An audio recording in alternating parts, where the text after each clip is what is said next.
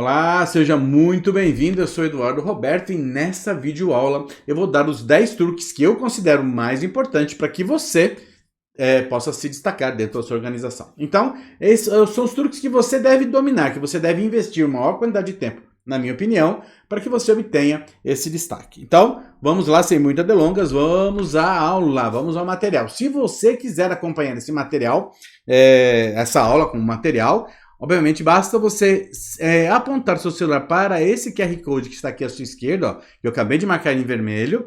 Ele vai baixar o material e você vai poder acompanhar a aula, tá? E esse QR Code aqui à direita, Edu, o que é isso aqui? Bom, aqui é o seguinte, se você quiser fazer parte do grupo da mentoria Excel do Futuro, você pode apontar o seu QR Code para seu celular para esse QR Code aqui. O investimento é de menos de R$1 por dia e você terá acesso a todo o conteúdo gravado, mais de 50 aulas gravadas, aulas ao vivo comigo, super aulas, aulas complementares, tira dúvidas, tudo que pode para te ajudar que você se decole com a ferramenta para que você se destaque com o Excel. Então, se você acha que esse é o seu momento, você pode apontar a câmera, você vai ser direcionado para uma página onde tem lá tudo explicadinho, o valor, o que você vai receber e você recebe acesso imediato a toda a plataforma, a todo o conteúdo de forma imediata assim que o pagamento for efetuado. Então, te aguardo lá, se é o seu momento, vem comigo. Será um prazer ter você junto com a gente aqui nessa mentoria. Então vamos lá. Quais são então os 10 truques que você deve dominar no Excel? Muito bem. O primeiro, que eu acho um dos mais importantes, ele é simples, porém a maioria das pessoas não dominam. Eu mesmo ainda às vezes quando eu erro ele, mas eu acho que ele de fundamental importância que você controle é a questão da referência relativa, absoluta e referência mista. Edu, o que é isso? Bom, o Excel trabalha como padrão com referência relativa, ou seja, se você fizer uma conta, por exemplo, se eu pegar aqui e se eu quiser fazer o resultado, né, do faturamento nessa tabela aqui, olha, tô na guia 1, tá pessoal? Tô aqui na guia 1, olha, tô aqui na guia 1, perfeito? Se eu quiser saber o resultado, se quiser fazer a conta de resultado, né, o natural que eu faço é o seguinte, eu venho aqui e vou pôr resultado, beleza, vou incluir o resultado e vou fazer o seguinte, eu vou falar que é o faturamento menos o custo, tá?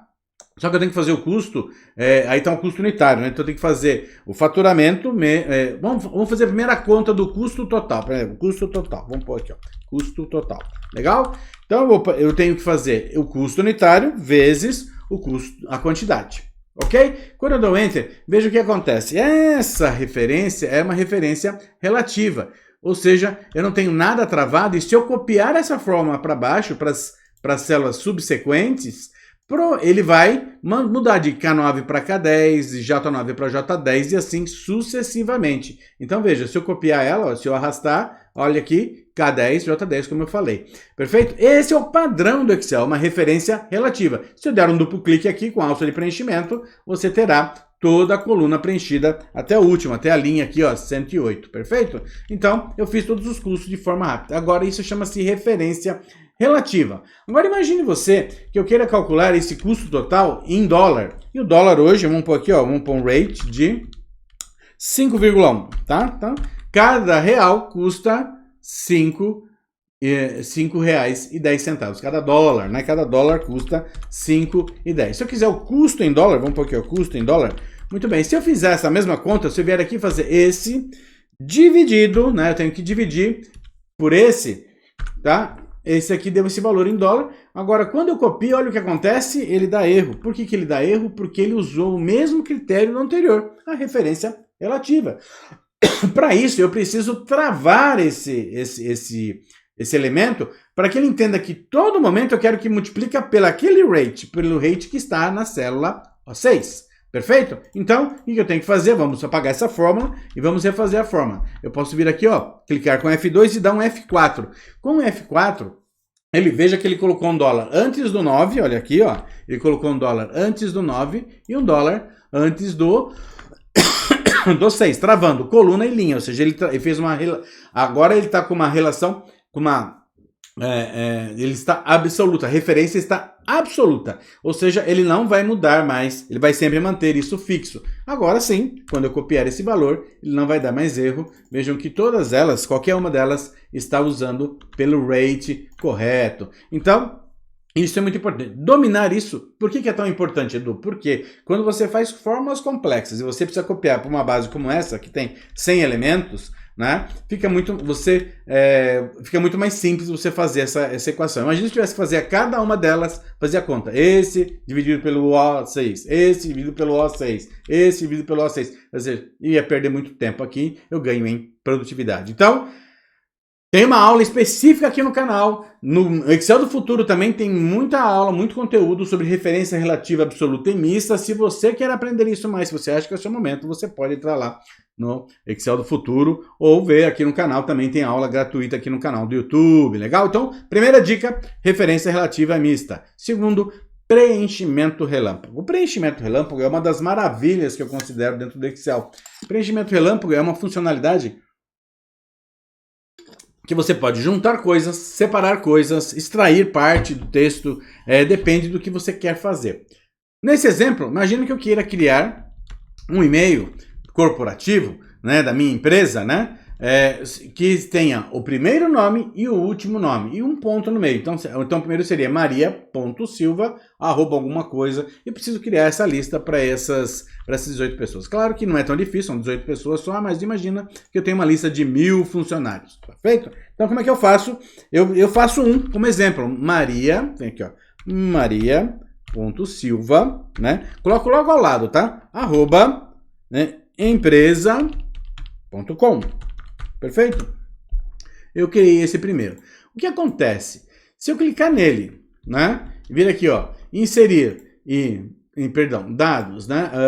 Olha aqui, olha, tem um símbolozinho aqui, ó, preenchimento relâmpago, tá? Ele vai fazer o quê? Ele vai usar esse mesmo padrão, vez que ele pega o Michael, ele pegou o Souza e pôs o ponto. O Francisco, ele pegou o Gonçalves. O Carlos dos Santos Pereira, ele pegou Carlos.Pereira. Ou seja, ele fez certinho. Só que a desvantagem desse processo é que ele não tem fórmula. Veja, ele usou inteligência artificial e um atalho para isso, pessoal, é o Ctrl E.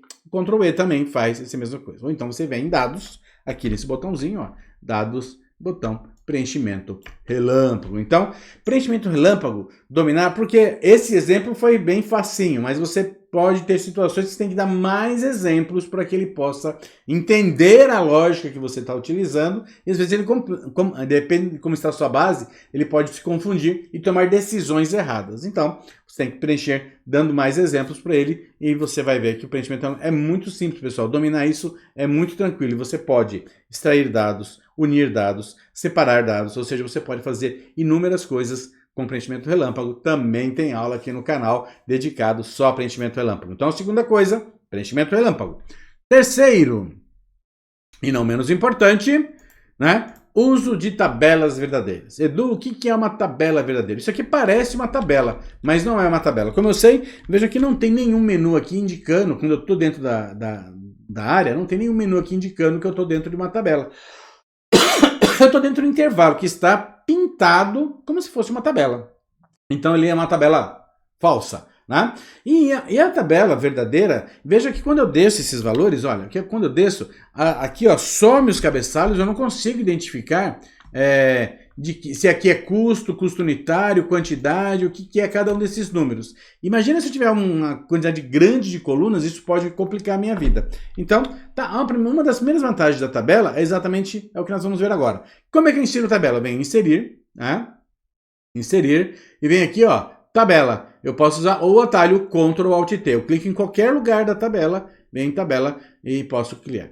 Importante, todas têm que ter cabeçalho. Nenhuma coluna pode estar vazia e não pode ter cabeçalhos repetidos. Ele também não permite, ele vai chamar de 1, 2 e 3, assim sucessivamente. Se eu clicar aqui em tabela, em inserir tabela, ele vai sugerir que tem cabeçalho, vai estar, ó, minha tabela tem cabeçalhos, ele está sugerindo que tem cabeçalhos, vai definir a área e vai dar um OK. Algumas vantagens dessa tabela. Lembra que quando eu desci aqui, aparecia aqui, eu não sabia quem era quem? Quantidade, custo, veja que as letras A, B, ela passou, quando eu sumi o cabeçalho, ele substitui pelo nome que está em cada coluna, ou seja, então eu sei agora do que eu estou falando. Essa é uma das vantagens. A segunda vantagem é que a partir do momento que eu venho e adiciono um novo valor, ó, se eu pôr aqui 16 de maio de 22, veja que ele já assume, além do padrão, ele já criou a nova fórmula, ou seja, ele repete as fórmulas, então é muito mais simples de você adicionar valor. Então, domine o uso de tabelas. Passe a usar tabelas verdadeiras nos seus intervalos. Uma outra vantagem é que quando você faz as suas fórmulas, ele fica descrito com um nome, né? Vamos fazer aquele mesmo, ó, custo total. Aqui, no exemplo anterior, no exemplo 1, eu tive que fazer ó, o J9 vezes K9. Vamos lá, no exemplo 3. Então agora eu vou fazer aqui, ó. Eu quero o custo unitário vezes a quantidade. Olha o que acontece. Opa, cliquei errado. Vezes, vamos lá. Vezes a quantidade. Olha o que acontece, ele me aparece, ó. Multiplicação do custo unitário por quantidade. Ele usa o nome da coluna como indicação da fórmula. Ele já preenche toda a tabela, é outra vantagem, né? Ele já preenche toda a tabela de forma automática e ele usa o padrão custo unitário vezes quantidade, ou seja, fica mais simples de identificar o que a fórmula quer dizer. Legal? Então, primeiro, uso referência relativa absoluta, preenchimento relâmpago. Terceiro, uso de tabela verdadeira. E se você já gostou dessas dicas, já deixa um like aqui, não esquece, e siga até o final, porque são 10 dicas, são dicas bem simples e importantes para que você se dedique mais nessas funções. É a dica que eu dou. Perfeito? Então vamos lá. Item 4. Tabela dinâmica. Com a tabela dinâmica ela é interessantíssima para que você tenha insights, para que você tenha ideias, para que você avalie a sua base, para que você entenda o que efetivamente está acontecendo. E ela é muito simples de utilizar. Então a gente vai vir aqui, ó, eu vou pegar essa tabela e eu sempre recomendo que quando você for usar tabela dinâmica, use uma tabela verdadeira como base. Eu posso dar nome a essa tabela, ó, vem aqui, ó, design de tabela. Veja que não tinha antes, outra coisa que aconteceu, eu não tinha um menu de tabelas. Agora eu tenho design de tabelas, estou dentro da tabela, ó, e ele me fala que eu estou usando a tabela 4. Eu posso renomear, eu posso falar aqui, ó, usar essa tabela como sendo TB tabela de info, beleza? TB info. Então, pus esse nome para ela e eu posso ir lá aqui e inserir uma tabela. Vem aqui, ó, inserir tabela dinâmica e eu posso usar uma tabela, um intervalo. Se eu já souber o nome dela, eu posso supor que é a tabela info. Dou OK. Ele vai me trazer aqueles campos. Vejam que o seu vai estar colado aqui do lado esquerdo. Eu trago o meu aqui para o meio para que fique mais simples para a gente entender. E aqui eu posso fazer, ó, posso fazer por data, ele já me agrupa o ano e posso fazer o faturamento, se eu quiser faturamento ano a ano. Então aqui eu já tenho o faturamento ano a ano. 2022 eu não tenho nada porque eu adicionei aquela informação nova lá e está sem valor nenhum. Veja que eu facilmente já criei um resumo, sem usar fórmula alguma. Dica!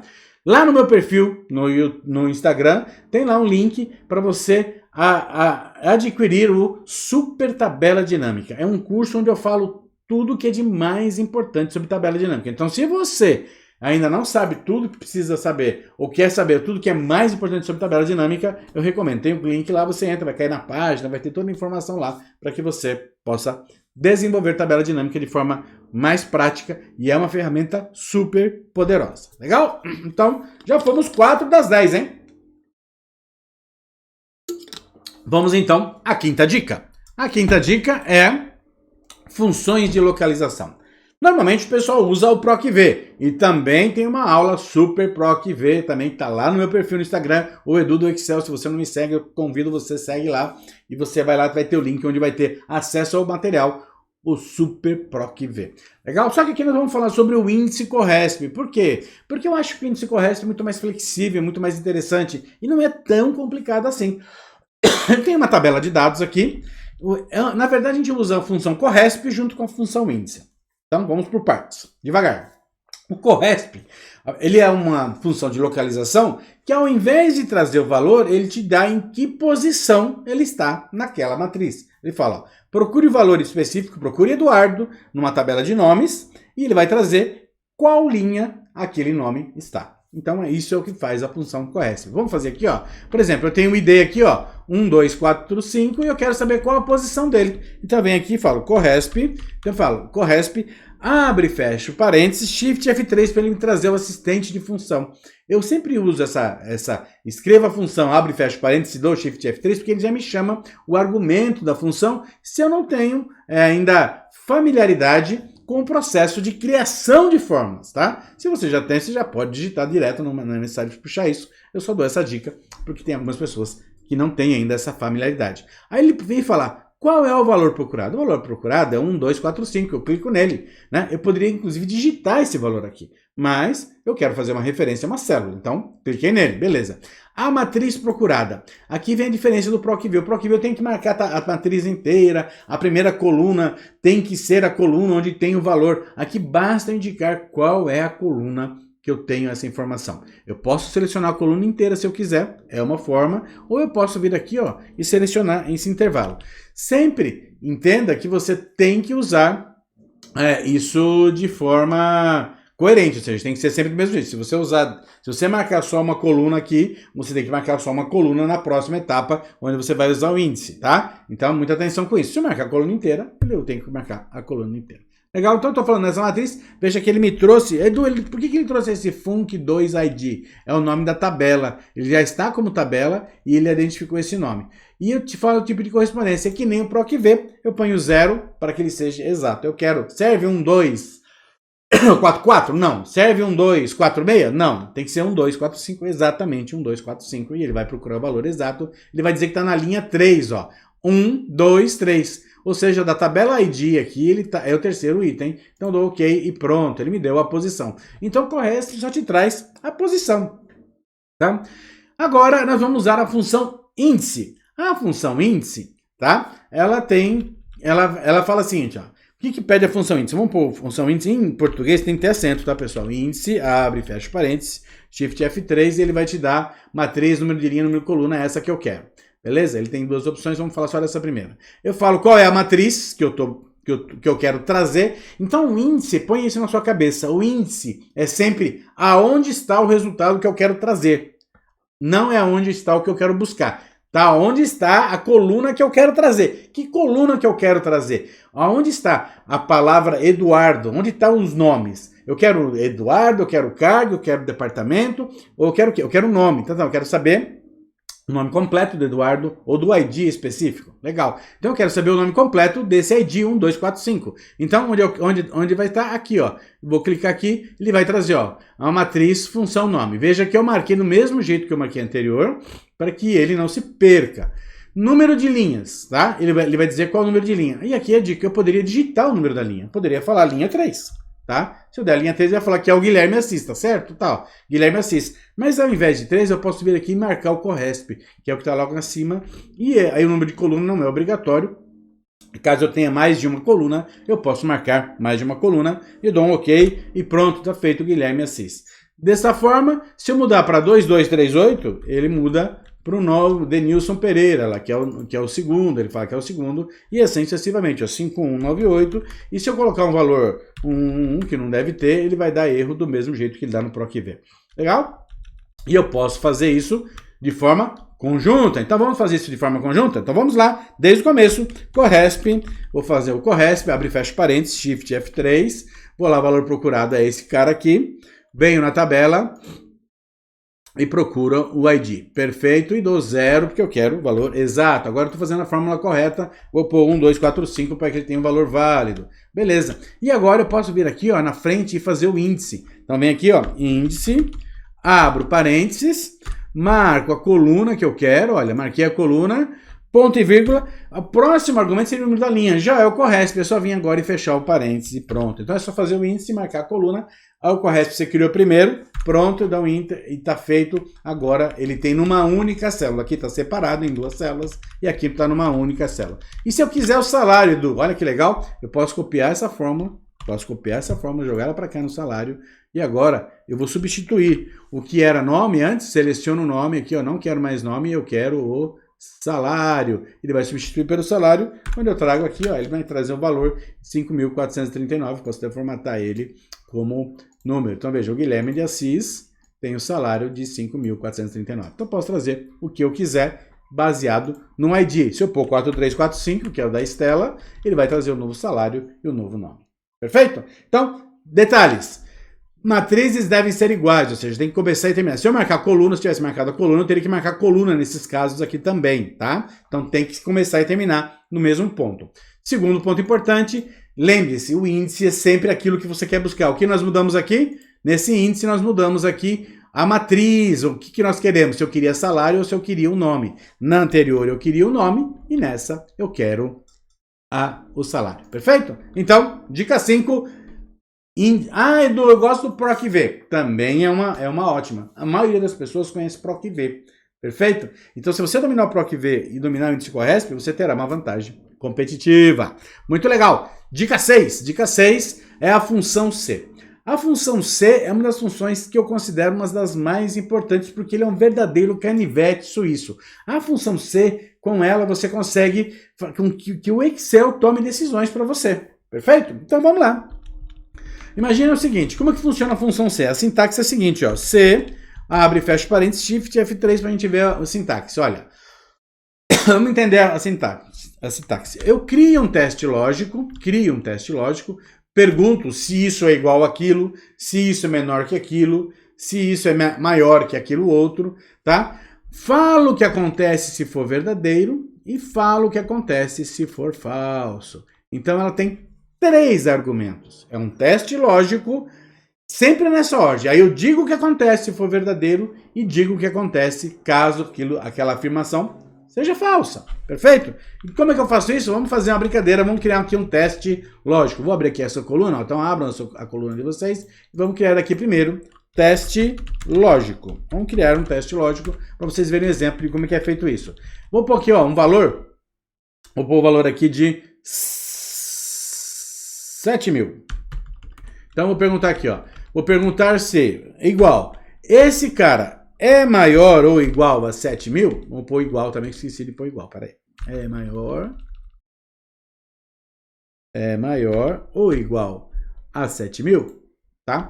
Antes disso aí, eu vou tirar essa tabela para que ele não... Vou mostrar como é que eu desfaço uma tabela. Ele está com design de tabela, está formatado como tabela. Eu vou vir aqui, ó, vou converter em intervalo. Vim aqui em design de tabela e converter em intervalo. Ele fala, deseja converter a tabela em intervalo? Sim, ele passa a ser um intervalo, não é mais uma tabela verdadeira. Como é que eu sei? Cadê o menu? Sumiu o menu aqui de tabela aqui de cima. Perfeito? Só para a gente não se perder aqui no nosso teste lógico, tá? Funciona também, tá, pessoal? Não tem problema nenhum, podia usar como tabela, isso vai funcionar normal. Mas eu quero fazer o seguinte, quero perguntar se o salário aqui, ó, é maior ou igual ao teste lógico. Lembra que nós falamos de referência relativa absoluta? Aqui é um caso. Eu quero comparar todos com 7.000, então eu preciso travar. Então, toda vez que você for dar um enter numa fórmula, pare e pense, pare. Eu preciso travar alguma coisa? Essa fórmula eu vou copiar para baixo, para o lado, para outra guia, não importa. E eu preciso travar? Então essa é uma pergunta que você tem que fazer toda vez antes de dar um enter. Nunca dê um enter sem fazer essa pergunta, legal? Então, travou. Beleza, com F4 eu travo ele. Se eu der outro F4, eu vejo que ele vai mudando para referência mista e até ficar com referência relativa novamente. Vou dando um F4, travei. Pronto, ele vem dar uma resposta falso ou verdadeiro. Ó. Esse aqui é maior que 7.000, esse é maior, esse não, esse é falso. Então, um teste lógico ele traz como padrão um resultado falso ou verdadeiro. Então, isso dentro de uma questão, de uma função C, o que ele faz? Primeiro, se aquela resposta for verdadeira, você fala o que é para fazer. Se não, você fala, se for falso, você diz o que vai fazer. Então imagina, nós vamos definir o seguinte, vamos criar aqui ó, um bônus. Bônus. Vamos lá, ó, bônus. Bônus de Natal. A empresa definiu o seguinte, que funcionários que ganhem mais que R$7.000 vão ganhar como bônus R$1.000. E os que ganham abaixo de R$7.000 vão ganhar R$1.200. Perfeito? Então aqui é para quem ganha acima e esse é para quem ganha abaixo. É uma forma de compensar. Ela fala assim, olha, como a pessoa ganha menos, eu vou dar um bônus um pouquinho maior para recompensar ela um pouco melhor. E claro que é só um exemplo aqui, não vamos entrar no mérito se é isso, se não é, poderia ser um percentual também, não importa, tá? Então nós vamos calcular agora o nosso bônus, tá? Então o que eu vou dizer? Eu vou fazer o teste lógico igual C, abre e fecha o parênteses, Shift F3. Então eu vou perguntar para ele, o teste lógico vai ser o quê, pessoal? Se esse salário é maior ou igual a 7.000, e travei lá no M1. Veja que ele já me dá a resposta aqui, olha, que bate com essa, verdadeiro. Vou travar com F4, travei com F4. Se for verdadeiro, o que ele tem que ganhar? Ele ganha 1000, né? Quem for acima.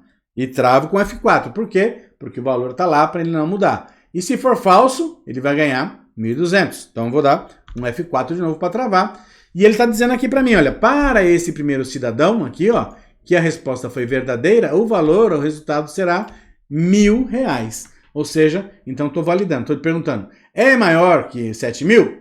É R$1.000, sendo 1.200. Perfeito, e dou um ok. Ok, tá feito, esse é 1.000. Vamos dar um duplo clique para ele fazer a fórmula. Veja que quando deu falso, veja o que aconteceu, ele ficou 1.200, conforme aqui indicado. E agora eu posso brincar com isso. Se eu mudar para 8.000, muda toda a equação. Se eu mandar aqui, por exemplo, falar assim, agora aqui vai ser R$100, já muda automático. Se aqui for R$500, ele muda automático. E assim eu posso brincar. Então, domine a função C. Principalmente C, dentro de outro C, dentro do C também tem aula específica dentro do Excel do futuro. Comigo eu posso tirar dúvidas que você queira, mas você precisa dominar a função C. Dica número 6 foi dada. Vamos lá. Rapidinho. 7 e 8, estamos chegando ao final. Soma Cs e conte C. Edu, e o soma C? Veja que é soma Cs. E o soma C? Bom, eu particularmente tento evitar usar o soma C, porque o soma C é para um critério. Na maioria das vezes você tem mais de um critério, tá? Então a gente tinha que fazer, quando não tinha esse soma Cs, a gente tinha que fazer várias gambiarras para poder fazer isso funcionar. Legal? Mas a ideia aqui é o soma Cs também funciona quando você tem apenas um teste lógico. Então a ideia é que você possa, de alguma maneira, trabalhar com um ou mais critérios, beleza? Então vamos lá. Primeira coisa, eu tenho uma tabela aqui, eu quero saber, ó, total de faturamento da empresa com alerta. Então eu quero saber se tem alerta e se tiver alerta, qual é o faturamento, beleza? Então vamos lá. Então eu estou usando a coluna alerta, então eu vou fazer assim, o soma Cs. Vou usar o soma Cs, tá? Abre e fecha parênteses. Shift F3, né? Nossa dica. Primeira pergunta é, qual o intervalo de soma? Para facilitar a nossa brincadeira aqui, ó, eu vou marcar a coluna inteira, para vocês verem como é que eu faço. Eu marquei a coluna inteira, beleza. E aí, qual é o intervalo do critério? Onde está ou que eu vou analisar? Tá aqui, ó, no alerta. E qual é o critério? O critério é 1. E dou ok, pronto, ele já somou aqui 72.000. Vamos ver esse cara tem com Ctrl pressionado, tá, pessoal? Para ver quanto vai dar. 72.000 está aqui, ó. Bateu o nosso número, tá funcionando, tá? 72.000. Eu posso filtrar isso aqui também. Vamos para um filtro aqui, ó. Ctrl Shift L. Eu ponho um filtro e vou dizer tudo que é 1. Tudo que está com filtro 1. 72.000. Bateu nossa informação. Está correta. Beleza? Então eu fiz um soma Cs. Mas é só um critério, eu não podia usar o soma C? Podia também.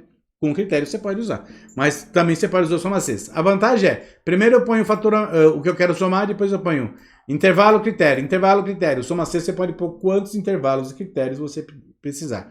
Também tem aula aqui no canal, lá no Excel do Futuro, onde você quiser, se quiser aprender mais sobre soma C. Total de faturamento das empresas abaixo de 13.000. Eu quero somar só os valores que foram abaixo. Quanto somou todas as empresas com faturamento abaixo de 13.000? Então vamos lá. Igual soma Cs. Perfeito? Abre e fecha parênteses, Shift F3. Vamos aqui. Intervalo de soma. O que eu quero somar? Isso aqui.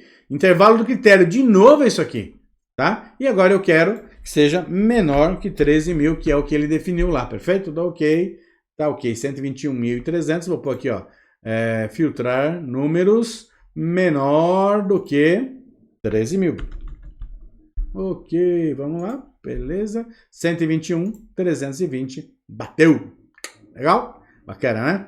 Muito bem. Eu posso usar, inclusive, ele como critério. Então é bom praticar. Pratique o uso do soma Cs. Edu, mas eu não entendi muito bem. Você pegou ele, depois pegou ele de novo. Eu posso usar. Uma coisa é o que eu vou somar. Primeiro informo o que eu vou somar, que no caso é a coluna F. Depois eu vou informar aonde está o meu critério.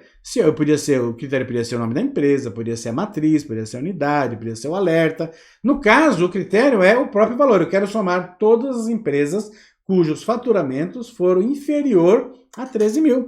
Poderia somar todos que tivessem devoluções, ou seja, tivessem valores negativos. Também. Eu poderia usar vários critérios, ok?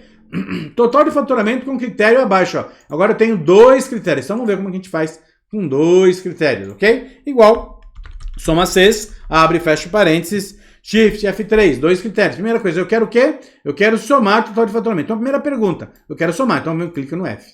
Perfeito? Intervalo critério 1, eu quero saber matriz VCC1, então eu vou aqui matriz, importa a ordem? Não, não importa a ordem, tá? Qual é o critério? VCC1.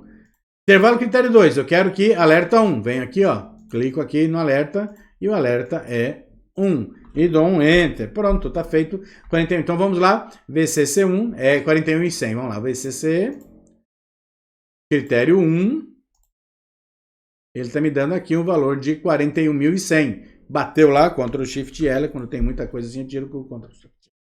41 e 100. Bateu. Beleza? Quantas empresas, agora eu quero contar, quantas empresas atendem ao critério abaixo VCB maior que 20 mil. Tá bom? Seja matriz VCB maior de 20 mil. Então vamos lá. Agora vamos usar o Conte C. Então você tem que dominar o Soma Cs e o Conte Cs, que é algo que é bem interessante para os seus relatórios. Conte Cs, olha lá, abre e fecha parênteses. Lembrando que é Conte.Cs, tá? Shift F3. Vamos lá. Aqui já pede qual é o intervalo direto. Ele não pede o que você vai somar. Você não tem nada para somar, você vai contar. Então, atenção, você já vai direto para o critério. Qual é o critério? O critério é matriz, né? E eu vou aqui, clico no critério VCB. E depois, faturamento igual ou acima de 20 mil. Eu vou pôr o faturamento, perdão, critério aqui, ó.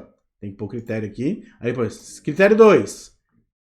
Faturamento, critério 2. E clico aqui, ó. Eu posso clicar e eu pus o critério dentro da célula. Isso facilita muito, pessoal, na construção de fórmulas. Por quê? Porque aí eu fico flexível, posso ir lá, mudou. Porque aí vem o chefe e fala, agora eu quero maior que 25 mil, agora eu quero maior que 20 mil, agora eu quero maior que 10 mil. Então aí você pode, é só mudar na célula, não precisa mexer na fórmula. Dá um Enter, fechou, tá aí. Ele está dizendo que são 5 empresas, vamos ver se é isso mesmo, ele está com contábil, vamos mudar para número aqui, ó. Está dizendo que são 5 empresas. VCB maior que 20 mil, vamos lá. Ctrl Shift L, VCB. Que trago só VCB. E aqui tem que ser maior que 20 mil. Filtro de número maior do que 20 mil. Opa! 21, 2, 3. Beleza, ok. 1, 2, 3, 4. Ó, um errinho aqui, pessoal. Atenção, hein, ó. Por que que ele tá dando... Peraí, vamos ver aqui. Maior ou igual? Filtro de número maior ou igual. Eu acho que pus só maior. Vamos ver, ó. 1, 2, 3 e tem um valor 20 mil. Vamos ver aqui, ó. Eu fiz errado. 1, 2, 3, 4, 5. Agora bateu. Por que estava dando errado, pessoal? Porque eu cliquei em filtro de número maior do que. E aqui tá maior ou igual. Quer ver? Ó, vamos mudar lá para vocês verem como é que fica. Ó, vamos tirar o igual daqui, ó. Para você ver que vai mudar para 4 empresas. Olha lá, 4 empresas. Mudei para 24. Dica 7 e 8. Soma 6 e conta 6. Vamos. Dica 9. A dica 9 é dominar funções de datas. Todo relatório, basicamente, você vai ter datas. Você tem períodos, começo do mês, final de mês, quando começa. A gente sempre tem a dia do mês. A gente sempre sabe quando começa o mês. Todo mês começa dia 1º. Porém, nem todo mês acaba dia 30. Tem mês que acaba dia 31, tem mês que acaba dia 28, e tem anos que esse mês de 28 acaba em 29. E às vezes você precisa saber qual é essa aí. Então, uma dica é usar a função que eu uso muito para relatório para identificar o último dia do mês. Tem a função fim mês. Então vamos lá, igual fim mês. Então é uma função que você deve dominar. Abre e fecha parênteses, ó, Shift F3, vamos entender quais são os argumentos. Ele pergunta uma data inicial. Você clica na data e ele pergunta o número de meses. Então é o seguinte, ele vai pegar qualquer data e vai identificar o último dia do mês. Se você colocar 0, é do próprio mês. Se você colocar 1, é do mês seguinte àquela data. Se você colocar -1, é do mês anterior àquela data. E assim sucessivamente. Você pode pôr 1, -1, mais 1, 2, mais 2, mais 3, quantos números você quiser. Se eu colocar 0, o que ele faz? Ele vai trazer o final daquele mês. Vou dar um OK. Perfeito. Olha aqui. Ele não está no formato de série. Vou pôr em data. Vou pôr em data abreviada. Pronto. Ele falou que dia 3 de novembro é 30/11. Lembra? Teve umas pessoas errando aí final do mês. Se é mês que tem 30, 31, fica fazendo na mãozinha, você sabe? Aqui não precisa nada disso. O fim mês calculou para você, você faz um duplo clique e aí tá. E ele calculou, olha, 13 de fevereiro de 2020 foi um ano bissexto, ele dá 29 de fevereiro, ele dá certinho o último mês. Então isso é importante para quando você quer identificar qual é o final do mês, para que você tenha, porque todo mês você sabe que começa dia 1º, mas você nunca sabe quando ele termina. Fim do mês é magia. Dia da semana. Que dia da semana caiu esse dia 30 de novembro? Então eu posso usar a função dia da semana. Posso ver aqui, ó, dia da semana, número de série, ponto e vírgula. Aqui eu tenho várias opções, ó. Se sábado e domingo, se o domingo é dia 1º e sábado é dia 7, se 0 é segunda-feira, então tem várias opções. Normalmente eu deixo essa opção número 1 mesmo, ou seja, eu sei que domingo é dia 1º, segunda 2, terça, então 5 é quinta-feira. Legal? Ah, Edu, mas eu não gosto assim. Esse número de série não é legal, tá? Uma outra opção é você fazer uma formatação na própria célula. Eu vou pôr igual, ok? E vou formatar essa célula, Ctrl 1, e vou falar o seguinte para ela. Eu vou personalizar e eu quero DDD. Veja, com 4 Ds, o que aconteceu? Eu vim personalizar, Ctrl 1, vim personalizar, veja que ele apareceu que agora é uma quinta-feira. Então, em vez da número, aparece o quê? Qual é o dia da semana. E se eu quiser só a letra, eu posso também copiar e fazer de novo, Ctrl 1, só que agora em vez de 4 Ds, eu vou usar só 3 Ds, ele vai me trazer o símbolo. Você vendo que eu ponho 2 Ds, ele põe o dia 30, ó, que é o dia desse primeiro. Se eu ponho 3 Ds, ele me fala qual é o dia da semana, abreviado com 3 dígitos, e aí tá feito. Legal? Então, a nona dica é dominar funções de data. E a última dica, e não menos importante, mas que você deve agrupar, ou seja, dedique-se nessas 10 funções, é a formatação condicional. Formatação condicional, eu quero criar um controle que avalie se o contrato está vencido ou não e que mude de cor automaticamente. Isso é muito comum. Se você faz gestão de contratos, você tem um contrato com fornecedores ou algo assim, e você quer saber quando é que ele vence ou quando ele vai vencerá, você pode usar uma função. Primeiro você pode fazer igual, ó, você vai falar que dia é hoje, né? Para que você não tenha que digitar isso toda vez, você pode usar a função hoje, que é uma função volátil, uma função que ele atualiza de acordo. Então, hoje é 16 de maio, estou gravando esse vídeo. Então, aqui, ele vai indicar a data do sistema. E aqui você vai perguntar para ele assim, olha, quanto é esse dia menos o dia de hoje? Como nós já sabemos usar endereço relativo e absoluto, nós vamos travar com F4 e vamos fazer a conta. Beleza, ele já fez 536 dias e aqui tá, ele deu os dias positivos e negativos, porque tem coisa que já venceu e tem coisa no passado. Eu posso vir aqui agora, selecionar isso e vir em formatação condicional e posso criar uma escala de cores, ó. Ele vai ficar verde, o que é positivo, e vermelho, e aqui eu tenho um padrão. Existem vários padrões. Também tem uma aula de super formatação condicional que está saindo lá no Excel do futuro e também estará disponível para vocês quando vocês assinarem esse material. Legal? Então, domine essa. Então, revisando.